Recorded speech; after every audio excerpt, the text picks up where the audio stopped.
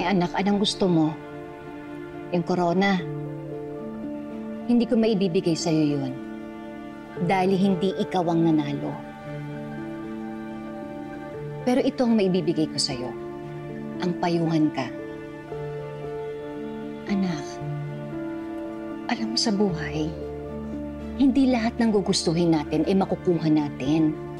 Kaya dapat, matuto kang tumanggap sa pagkatalo. Parang ikaw lang na no? Laging talo? Kaya tanggap ka lang ng tanggap, no? Oo, tama ka. Natalo nga ako sa maraming laban. Pero nanalo naman ako nang maging anak ko kayong dalawa ni Tyrone. Tama ka nga.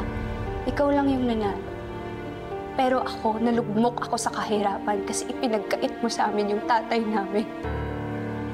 Kaya wag mo akong papayuhan ng ganyan kasi hindi tayo magkapareho. Dali. Lalaban ako. Hindi ako susuko.